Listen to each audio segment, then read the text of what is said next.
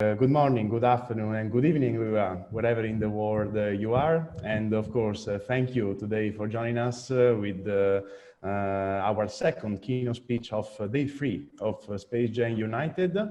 And together we have the pleasure to have here with us Yannik Dubois. And he's the international recruiter for the space sector within Space. So Yannik Dubois is working within Space since 2019 as an international recruiter. And we have the extremely pleasure to have him together with us. And as you know, please, if you have any question or answers from both Zoom or YouTube, please send your questions on the chat and on the question and answer session on both YouTube and Zoom. And then once Yannik will finish his speech in this session, we will go to ask all your questions that you have. So Yannik, floor to you, and welcome again to SpaceGen United. Thank you very much, Davide. So let me change my screen. And now I'm hoping that everyone can see. So like Davide already said, so my name is Yannik. I'm originally from Switzerland and live now in Germany since September 2018. So, and I'm a recruiter again, as he mentioned, since June of last year at Space. Prior to Space, I've been working in recruitment and also in HR in different industry, which helped me to have a holistic understanding of this function, and hopefully to give you also the participants and the viewers best or the best way or the best solution or the best tips to prepare your next interviews. So today I will talk about a little introduction on Space, who we are, and then I will go on the type of interview you might get, how you should prepare your interview, and then I will go a bit even more deeper in the topic and go on the different type of question you might get, and at the end I will give you tips on how to prepare or to answer those questions. And at the end, again, we will have a Q&A session, which should last about 30 minutes. So, Space is a recruiting company. I'm not sure if you can see well my screen, so I'm just playing like that. Space is a recruiting company specialized in the space industry. We provide human resource and services to different customers such as ESA, Ariane Group, Airbus, Defense and Space, and EUMETSAT, and many more. We have been in the industry for nearly 40 years. Our founder, Scott Millican, and still CEO of the company, has been working on the Apollo mission 11 to 17. And I think that's the reason why we all are here so passionate about space. At least that was one of the reasons why I joined Space, because I mean, being able to join a company who has a founder who has a so deep knowledge and history with this sector made me even more passionate about it. We are located in different locations in Europe. We have our main office in the Netherlands, in Noordwijk, to support the biggest customer over there, ESA, which has a STEC over there. We have a second office this time in Germany, in Bremen, where I should be sitting today. Obviously, I'm in home office due to COVID.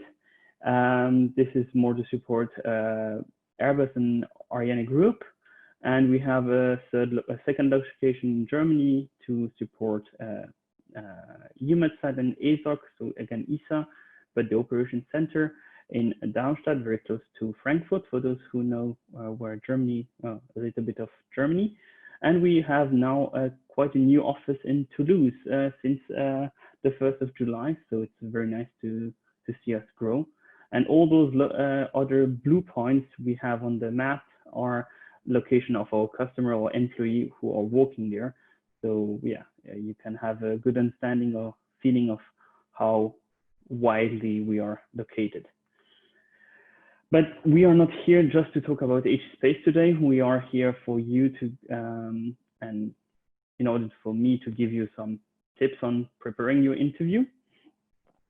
So you will have two types, I would say, of interviews. You have the screening type of interviews, which are lasting usually 15 to 30 minutes and will be done by a recruiter, most probably like me. Or you might have a more technical interview, which will last a bit longer, more 45 minutes to 60 minutes.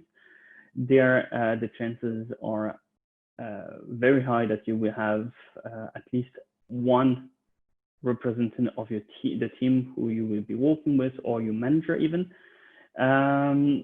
Those interviews they're more technical. Sometimes you might have an HR person for more administrative questions, but those questions are usually answered in the screening type of interview. During the screening interviews, most probably it will be a not a face-to-face interview. It will be more a phone call or a Skype interview or whatever Zoom meeting. And in the technical interviews are most probably a face-to-face. But obviously with COVID-19, video interviews have been also a big standard. And I think it's also quite standard when you are hiring people from across the globe for various locations, and it makes way more sense to use that. So don't be surprised if those interviews tend to approach more to video interviews, those technical interviews. But obviously the beauty of having a face-to-face, you have also the chance to visit the location where you will be working. But for you as a viewer now, when you are preparing an interview, you should have read, assume, your job description before you apply. I know it's not everyone is doing it because I see the CVs, and I know that not everyone is doing it, but I think it's a waste of your time and of the recruiter if you are not reading it a bit more in detail. But when you've read it, it's not just that. Try also to understand what are the points mentioned in there. The next point I would like to give you also to an advice is really to check the company you are applying to. This is also a good feeling for you. When you apply, probably you will have phases where you will have applied to a lot because you are either unemployed or because you are looking for a new job because you are not satisfied in your current job. When you applied and you have a tendency to apply to a lot,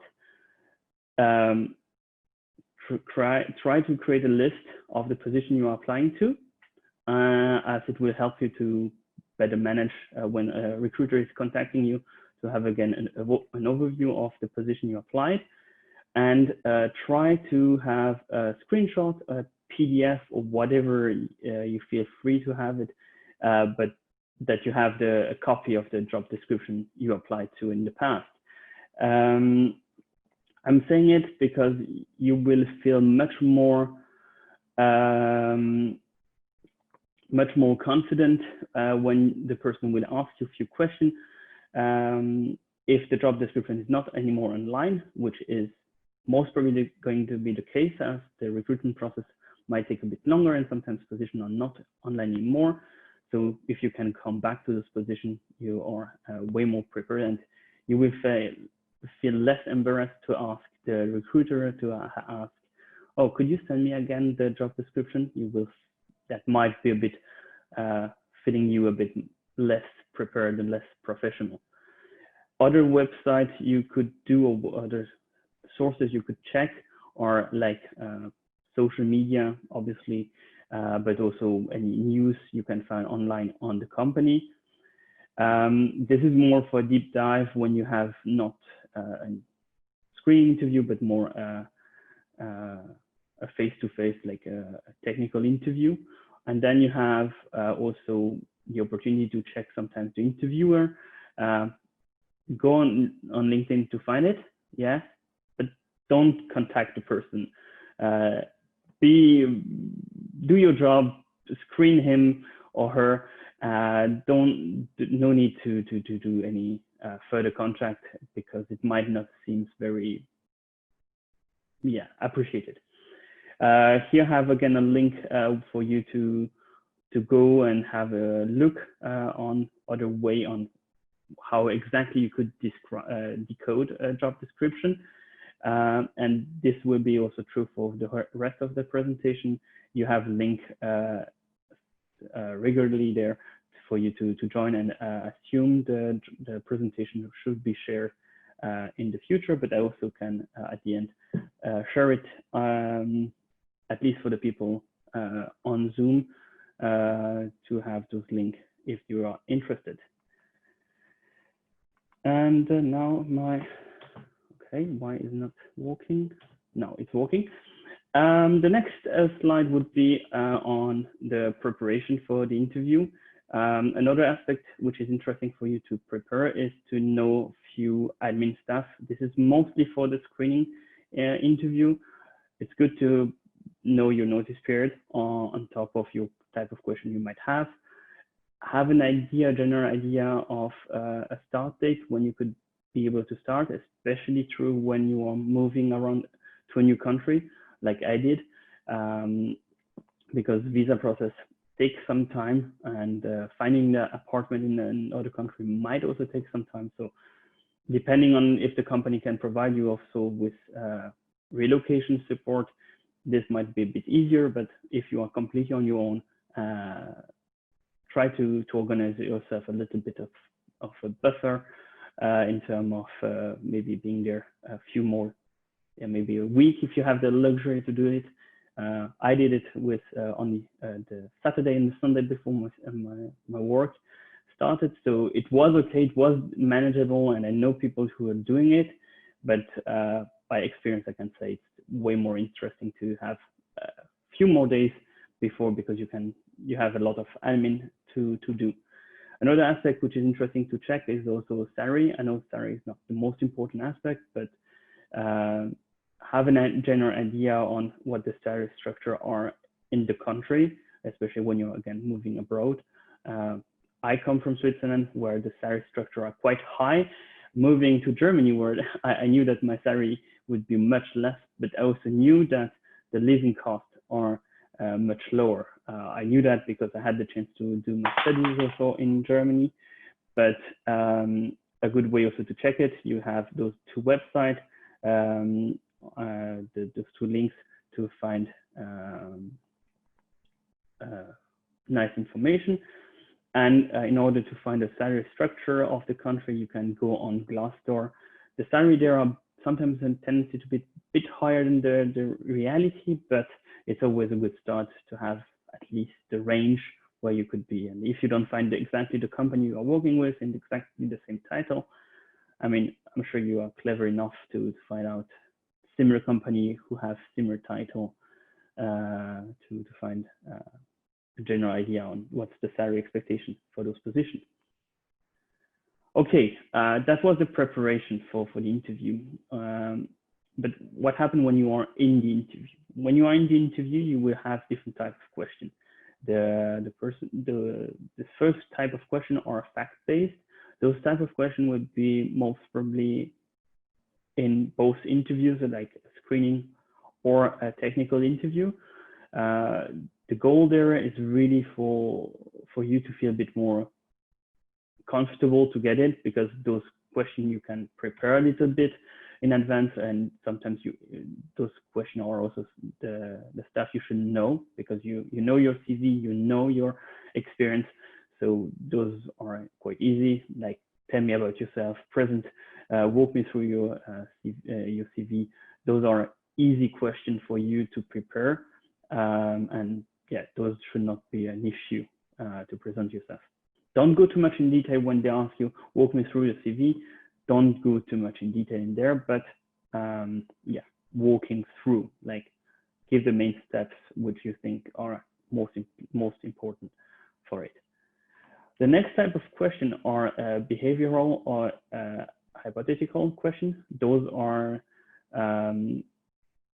for the recruiter or the interviewer, I would say in general, to understand your personality on a situation, how you would react to a certain type.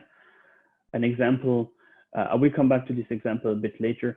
How would you react if you found out your boss was doing something illegal? That could be a very interesting way of screening your personality as a candidate. Obviously, different type of hypothetical question might be also available.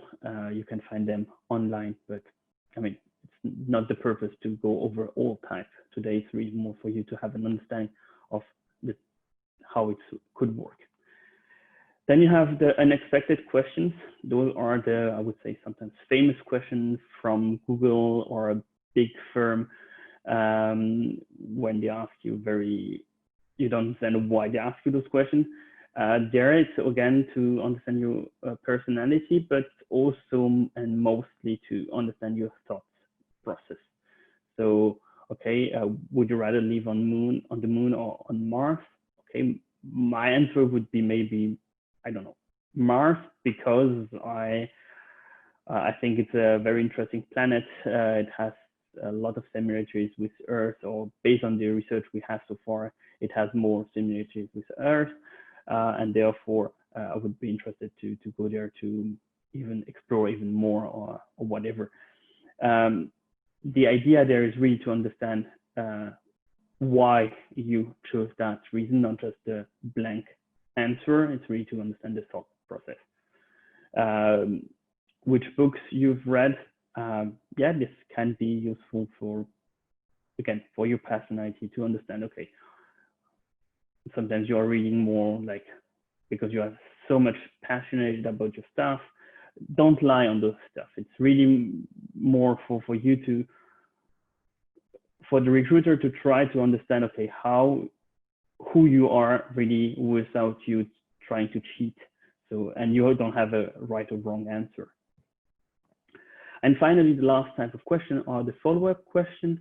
Those are especially for a recruiter or a technical or manager who ask you a question about maybe it was not clear what you were saying, and you want more clarification, or maybe he wants to have your explanation on the certain software or skills you have were okay, but he wants to know more about it. So if you feel that you don't understand why he's asking you a follow-up question, it's always nice to ask him, okay, how much detail do you want more? This is also, you have to understand an interview is not just one person asking just question to you, it's really also trying to have a conversation. I understand it's not always the case, but we have a tendency to have those conversations now and not just the interviewer asking questions and the interviewee answering those questions.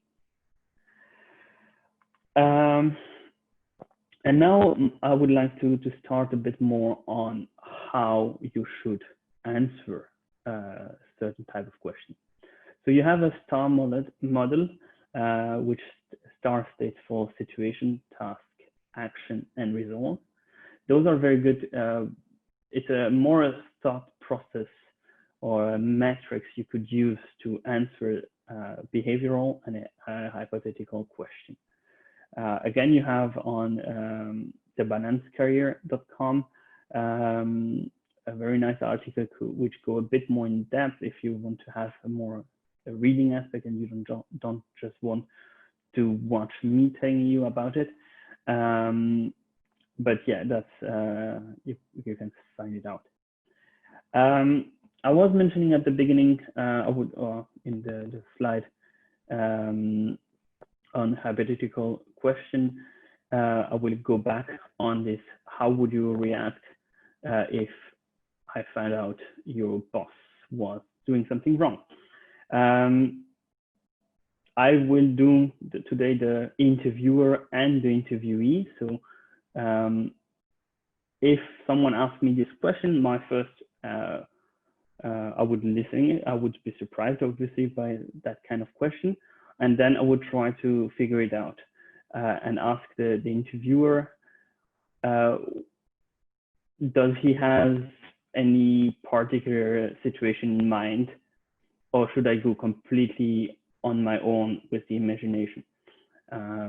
If he says, oh, yeah, you go freely, then I would take a situation and hypothetical question. Okay, today I'm a recruiter, so I will go on a recruiter example. My situation would be that the HR director of a company, of my current company, says, I can only hire certain people when they pay him at least 1,000 euros. And I should always, I cannot continue any recruitment process if the money is not in his private account. My tasks there were to inform my HR director as soon as the money transfer was done, and my task would be there to do that, and then continue the recruitment process. My action would be there to most probably to go, but that would be my honest answer now, go to my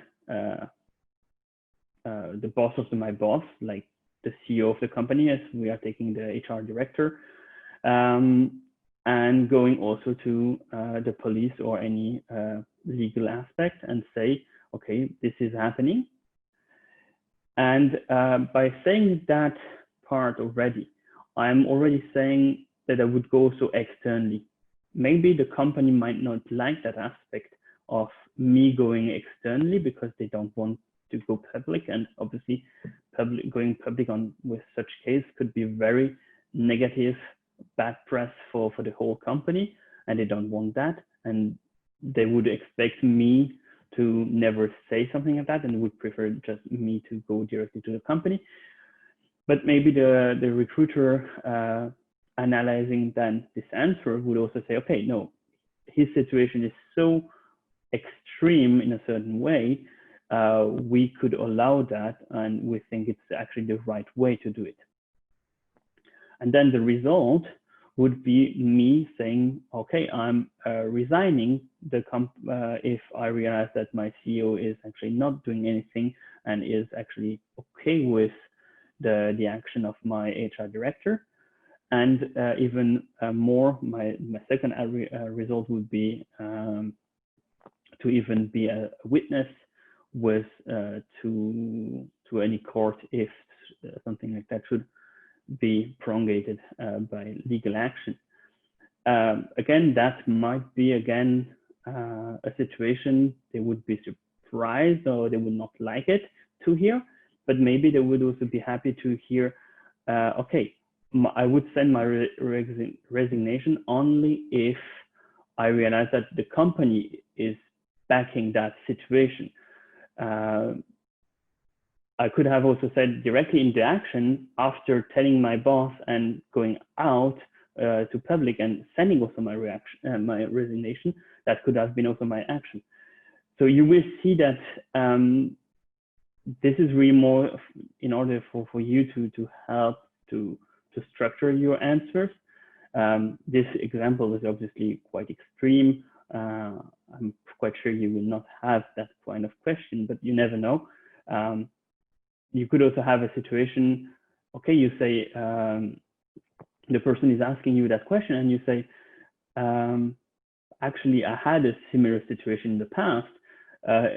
Are you okay if I'm telling you more about it? So you could also go on that way if it's more hypothetical question at the start.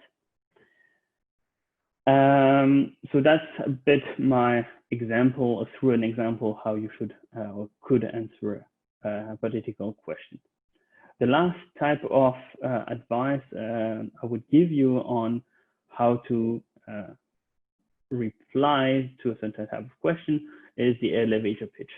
The elevator pitch is the idea there actually is to, for salespeople to be able to get in an elevator and at the end of the ride that the person knows about your project, or in our case of recruitment, the idea would be you go in the elevator at the end of the ride, the person who is with you in the elevator know who you are. This is the idea there. Why I'm saying you could use that to answer a certain question. This is especially true for the first type of question, like when you are preparing yourself and saying, okay, walk me through your CV or present yourself. This is a very good one to give you advice on how you could prepare that to be still short and on your answer.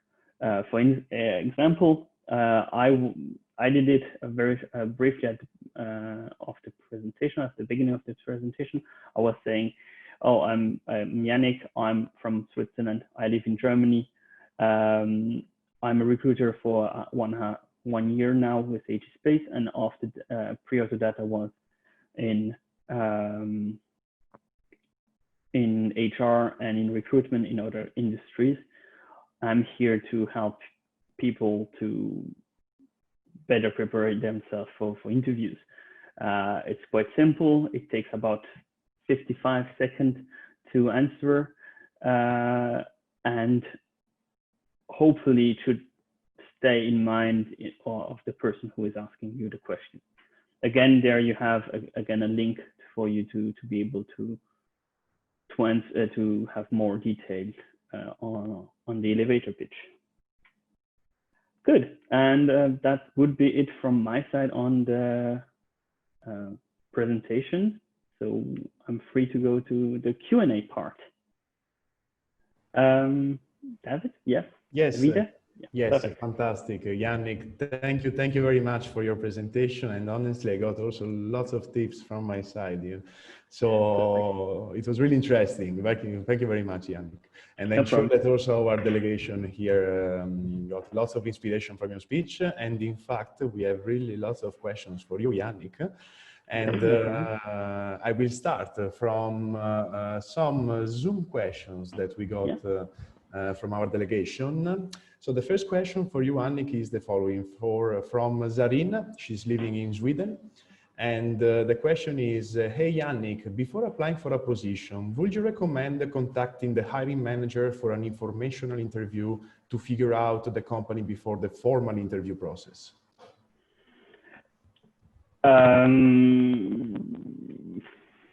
It's difficult to say. You can do it if you have a very specific question you want to ask. But if it's just for you to make sure that your CV is really going to be reviewed, I think you can really trust that the recruiter or the hiring manager is going to really read your application. In all the company I worked, all CV, all application were read really by the recruiter. It's not a machine doing it. So usually when you have an application which match really the position, you will be contacted at a certain point. Except if they have a lot of application and they have a great application, better application, you might have no chances. But contacting your hiring manager can be done, definitely. I mean, on tools like LinkedIn, you have it here. I just had it during the weekend. I had a quality and insurance engineer. I was looking for that, and I had my name in there, and I had quite a few people contacting me. The problem is sometimes I have the time, sometimes I don't have the time. In my case, I had 100 applications. I had about 10% of the people who contacted me. I tried to answer to all the message, but obviously you, depending on the position, you might have so many people attracted to a position that a recruiter cannot then answer or cannot take the time, and will be more annoyed by this application, by this way of working. But I think it's also very nice to try to have this person in touch. And if you are lucky enough that the position or that the recruiter or the hiring manager is not too much in stress, I mean, that could be a very positive start. Yeah, it's a long answer, but I hope it's a good answer. Definitely, definitely. Lots of details that are always important. Thank you very much for your answer, Yannik. And so I have our second question that is coming from Luca. And the question that he asked is it correct to ask for feedback for unsuccessful application? Yes, definitely. I mean, you will have companies who are stating it at the beginning, that they know that they receive a lot of application. If you are invited to any type of follow-up of your application, asking for feedback why you were not successful is always, should be there actually in the reasoning why you were not selected. In the case that you are not you send your application and you receive a feedback without having even have any interview, any interaction with anyone, you can definitely ask the person to give you an answer. I'm not sure if he would take the time.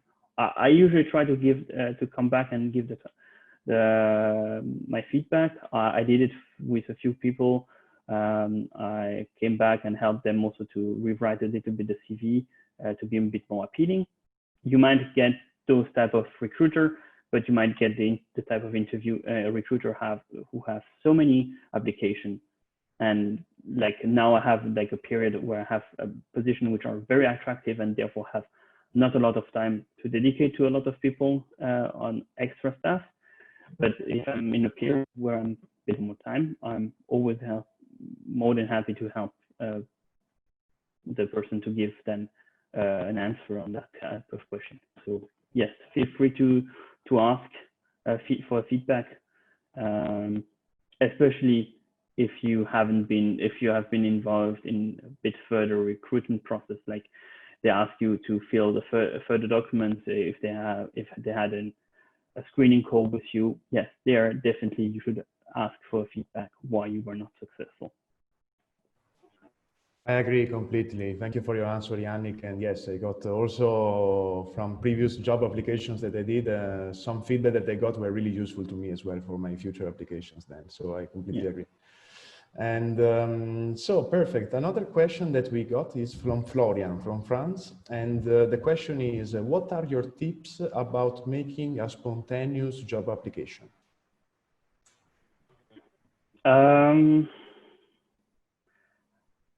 Have a CV which is not too long, over I would say a 2-page CV. The 1-page CV, I know it's quite famous or quite used. You can use it to a 2-page or 2 pages is enough usually, and be able to stay in mind of the person. And then when you are doing a spontaneous application, do also a good motivation letter, like not the generic one. Really try to stay in the eye of the person so that he remembers your application. Yeah, so that's really trying to do that. Another way would be also to contact someone, company, and try, okay, explain that's the situation, why I'm sending the open application. For instance, we have it here at HSpace. If someone is willing to send an open application, we have actually link on the web page where you can directly go and you open application, and then we review it and save it if we consider it good to our database so we can contact you for further experiences. But for instance, if you are applying and you an application for an internship, nice of you, but we don't have for type of engineering staff, and therefore when you come back, you have, depending on the type why you are sending an open application, calling might be also an option, because the recruiter can advise you how to, if they have any specific rules on how to deal with those open applications. That's a really great answer. Thank you very much, Yannik. And another question that we got is from Savri from India. And the question is, from your experience, what are very common mistakes that a candidate makes during an interview? The person is not listening to the questions.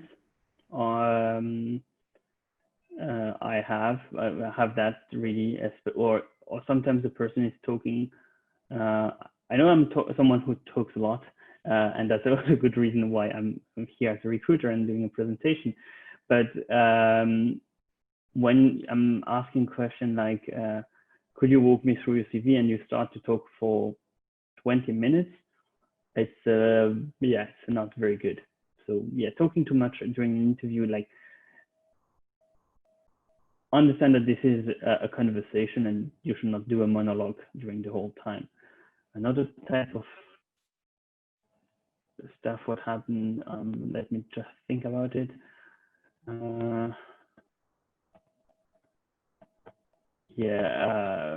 I think the next one are more like on your CV directly.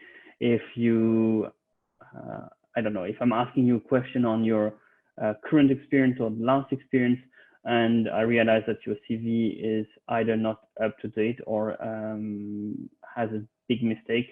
I just had it with one candidate. The person wrote 2016 instead of 2020 on his current experience. So I was completely lost in his CV and I was not understanding. So, but that's really a question of the interview. Again, I'm someone who is more flexible on that type of mistake, and I am willing to give a chance. I understand that stress can, stress by not having any job might force you to send a bit more rapidly any type of application. But yeah, I think the talking too much is the biggest issue. And I know I'm talking too much, so no problem. So yeah. Yes, I understand. Thank you very much, Yannik. And it's true. It's always important also to be concise, no, straight to the point sometimes, because it gives also an idea that you studied, I think, no, in advance also for the interview. Yeah, definitely. I mean, I have people who had a very good. I had this example today. It was a software developer. He asked me, okay, should I go more in detail? And I said, no, thank you. That's sufficient for me, because my level of understanding was already reached. And for this person, he would take 5 more minutes to give me a more detailed answer. I will take those 5 minutes. I will learn something, but I might ask him then a follow-up question because I didn't understand, and he might feel, okay, why am I explaining that again, because it's too basic, and he or she is losing then time of explaining more detail. And actually this question might be again asked by the technical recruiter a bit further in the recruitment process, and they might feel, okay, I actually already replied to that question or went already quite in detail on that point. Why do they ask me that again? And basically the reason why they ask you that question again is because you didn't really listen to the original question, and then lost. Yes, that's a very great tip. I completely agree. And thank you very much as well for your answer. So another question that we got as well on Zoom is from Julie. So the question is, hello Yannik, do you have any recommendation to which question I need to ask at the end of the interview to the recruiter?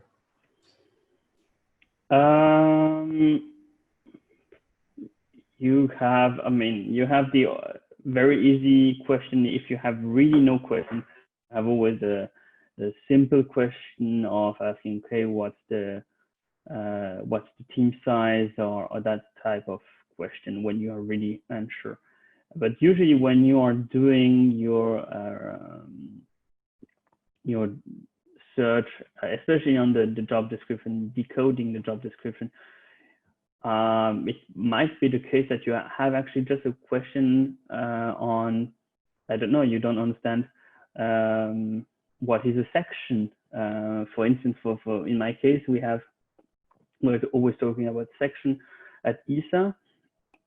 You might not be sure, okay, what do you mean by a section at ESA, or that you prove that you've done your search on the job description, and you can try to ask that. But again, if you don't have a question, those simple one, okay, ask for team size or general aspect on the team or the work culture or company. That can always be good. And if you have something very technical, and you can try to ask it. If it's a recruiter, he might not be able to answer you, because we have a certain knowledge on certain stuff, but we are not in everything. But you can ask also those type of questions, and maybe the answer will be just, I don't know. And if you have really no question, the very simple question is to ask, okay, what's the next stage? Usually this question is not a need to be asked, because the recruiter, if he's doing his job, he will bring up that point in the interview. But yeah, you could have this question if you have really no question. Yes, that's a valid answer, and it also shows interest from the candidate about the position. Yes, absolutely. And so another question that we got is the following one. So considering that a recruiter usually takes less than 1 minute to take a look at the curriculum, how would you recommend a candidate to stand out for a competitive position? You have, I think online, you can find good template. You have different type of CV. I don't agree only on I think the average we find out on how quick a recruiter is reading a CV. I think it's the reason why they're asking that is because you also receive people who send application which aren't, but we know sense why you are receiving it. And by just seeing okay, I don't know, I'm recruiting this quality insurance position, but focused on electronic device, and then I receive a Q&A expert, quality and insurance expert in software. And I'm like, yes, you have the same title, but again, why software? I'm not looking for a software guy. So I can dismiss quite quickly this application, his or her application. I'm not taking the time. That's the best way to avoid that, is really to read the job description, making sure that qualification and your experience are in line with it. You understand you have sometimes position or company, which, and especially now I've seen that recently quite often on LinkedIn, or colleagues or people are posting it. Someone with 4 years of experience in a specific tool, and this tool exists only since 2018 or whatever. This makes obviously no sense, but you have sometimes by the type of task they ask you to do, you will also have a feeling on, okay, are you too junior on that position, or am I way too senior for the position? That's kind of stuff. So really, I think that the best way is to read your job description at the beginning. Take the 3 or 5 minutes to read the job description, make sure okay, it's a fit with your skills and experience. And then the CV by itself, I prefer, and I would really advise everyone to send a chronological, so that the experience you have or you have been doing now as a working experience is on top, and the last experience you've been doing is the last one. It's not, because I mean, I'm not interested to scroll 12 pages to know actually your current position. I want to see your actual role. And in terms of if you are a student still learning, most of the cases what we are saying is put your education first, and then your work experience, if you have internships or some stuff like that, below the education. But as soon as you are not anymore in the education aspect and removing to working, then put the experience on top, and the education. At a certain point, the education will take less and less space on your CV. When you have 5 or 10 years of experience, you're having a master degree or a bachelor degree in whatever direction. It's nice to have, but the experience you have gained in the past is way more important than just a master degree or PhD or whatever you've been doing. Yes, that's a really valid answer. I completely agree as well. Thank you very much, Yannik. And another question that is coming from Leonardo. So, do you also have positions at HSpace also for fresh graduates that do not require work experience? No. So as I mentioned, at HSpace, we really have, I think for fresh graduate, the best way are to try with either an internship or a traineeship or a fellowship or whatever it's called in any company. They all have their different name, YGT for STEC or whatever. Those type of positions are usually hired directly by the company and not through a contracting company like HSpace. And at HSpace, we have a few positions. When you have really no experience, we have, I would say, almost never position like that. We have, I would say, we have a customer at the moment, I would say Airbus and the Ariane Group, not just those two, but in general, the industry customers, which are going through a contracting company, have a tendency to look for a bit more junior people, and the organizations such as EUMETSAT or STEC, ESA in general, look for people with a bit more experiences, like more 3 to 4 years of experience on top of any internship. So I would say that's how you should look like. But if you have really no experience at HSpace, it's gonna be difficult, I would say, to find a position. But sorry, feel free to send an open application. We'll review all of them, and if we consider it good, we will keep you in our database and contact you if a position similar to your profile come up. Yes, exactly. Also because, you know, you never know, no, in life, maybe some positions really opens for that specific candidate, and it's really important also, no, to keep definitely. Yes, I completely agree.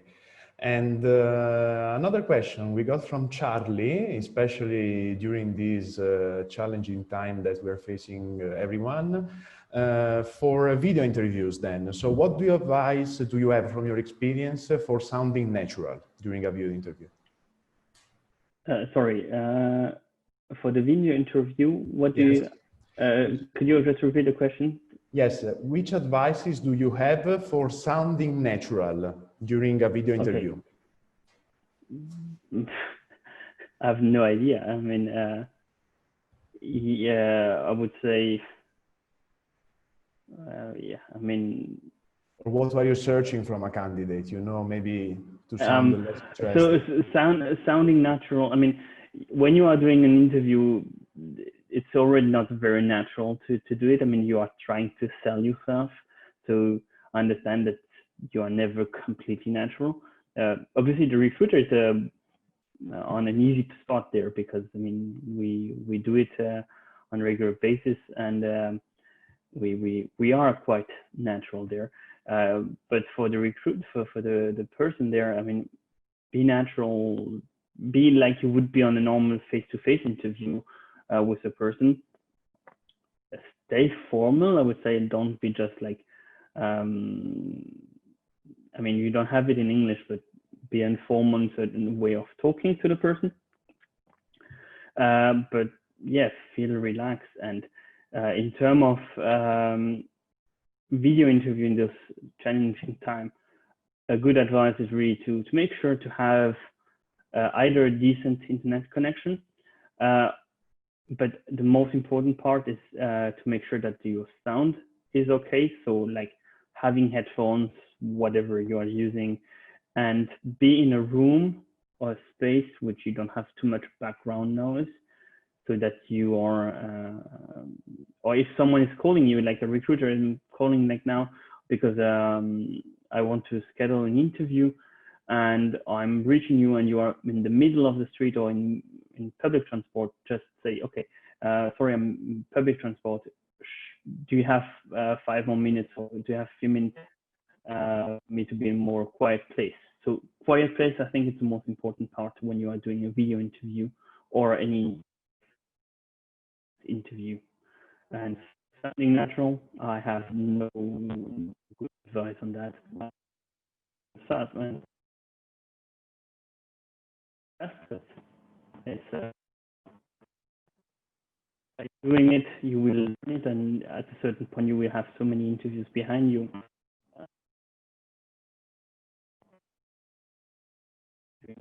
Or any type of interview. In fact, thank you very much. Thank you very much, Yannik. And so that was our last question for today, as we are getting closer to the end of this keynote speech. So first of all, I want to say thank you very much, Yannik, because I'm sure that you provided lots of important inputs also to our delegation, to our delegates, and also on YouTube. So again, thank you very much for joining us today. No problem. Again, it has been an inspiring pitch and lots of the useful tips. And of course, on behalf of SJC, thank you very much for joining today at the SpaceGen United, the first SJC Online Congress. So thank you once again. Thank you very much also. And for those who have still questions and I could not reply to them, you can also contact me on LinkedIn.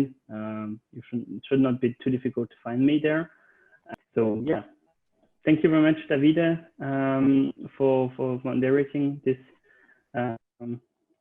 this call, and thank you also SpaceGen Limited for the invitation. It was a real pleasure to walk and do this keynote for everyone. Thank you very much, Yannik. It has been a pleasure for us. So for the delegates, we will continue then with the rest of the keynote speech.